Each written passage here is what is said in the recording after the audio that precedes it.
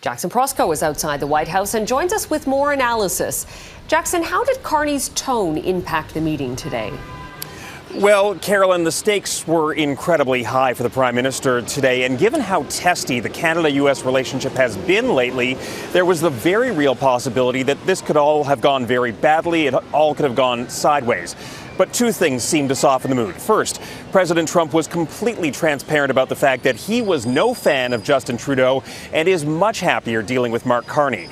And second is the way Carney spoke. And I want to dial in on that back and forth between Carney and Trump over making Canada the 51st state.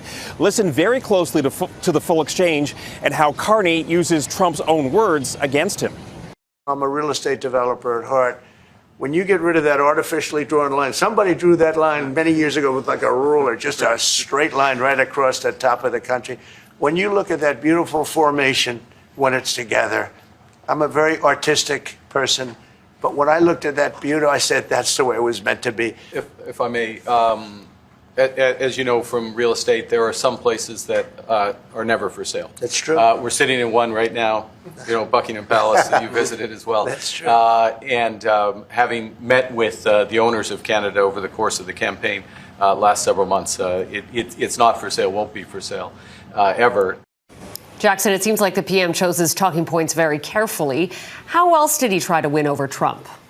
Well, we know with Trump that flattery always wins. And right out of the gate, Carney heaped praise, but also suggested that the two men are essentially working toward the same goal. Take a listen. You're a transformational president, focus on the economy with a relentless focus on the American worker, securing your borders, ending the scourge of fentanyl and other opioids, and securing the world. And I've been elected with my colleagues here, with the help of my colleagues here. I'm going to spread the credit to transform Canada with a similar focus on the economy, securing our borders, again on fentanyl, much greater focus on defense and security, securing the Arctic and developing the Arctic. And clearly that praise worked, Carolyn, because by the end of the conversation, Trump pointed out that, yes, there are points of conflict, but that this was a friendly chat. He even joked that there wouldn't be a blow-up in the Oval Office like there'd been with Ukrainian President Volodymyr Zelensky. Carolyn? Jackson Proskow in Washington, thank you.